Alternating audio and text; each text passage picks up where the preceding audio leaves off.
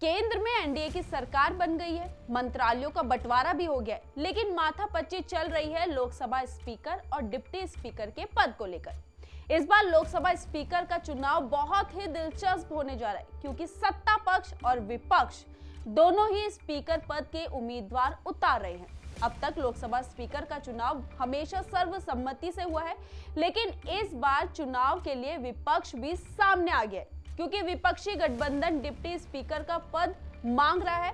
उनका कहना है कि अगर डिप्टी स्पीकर का पद नहीं मिला तो फिर वो स्पीकर का भी चुनाव लड़ेंगे। इससे निपटने के लिए बीजेपी ने एक मेगा प्लान तैयार कर लिया है। वो मेगा प्लान है क्या, ये हम आपको बताएंगे, लेकिन उससे पहले हमारे चैनल को सब्सक्राइब कर लीजिए। नमस्कार, मैं मंजू रुधियाल और आप सभी का स्वागत है आयन भारत में।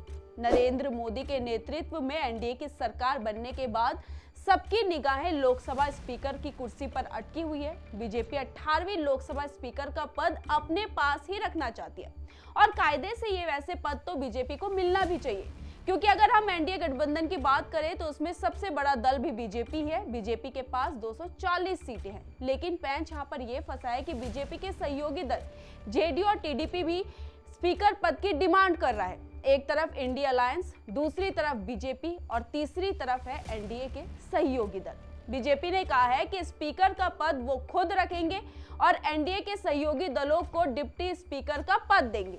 एनडीए के सहयोगी दल को डिप्टी स्पीकर का पद देने का प्रस्ताव देने के लिए बीजेपी ने तैयारी भी कर ली है। रक्षा मंत्री राजनाथ सिंह ने एनडीए के सहयोगी दल जेडीयू और टीडीपी के साथ बैठक की।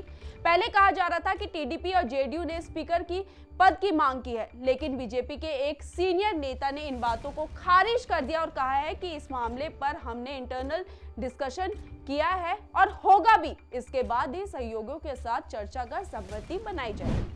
लोकसभा स्पीकर के चुनाव को लेकर टीडीपी चीफ चंद्रबाबू नायडू ने कहा कि एनडीए के सहयोगियों को एक सहमति वाले उम्मीदवार को अंतिम रूप देना चाहिए, जबकि नीतीश कुमार की जेडीयू ने कहा कि वह बीजेपी के फैसले का समर्थन करेंगे। जेडीयू नेता केसी त्यागी ने कहा कि उनकी पार्टी और टीडीपी एनडीए का हिस्सा है और लोकसभा स्पीकर के पद के लिए बीजेपी द्वारा नामित उम्मीदवार का समर्थन करेंगे।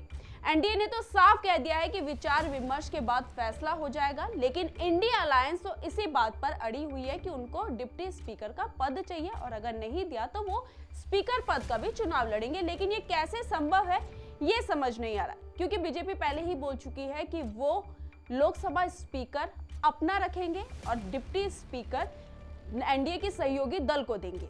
ऐसी और स्टोरीज को देखने के लिए आयन भारत को सब्सक्राइब कीजिए और हमारी वीडियो को ज्यादा से ज्यादा शेयर करना ना भूलिएगा। धन्यवाद।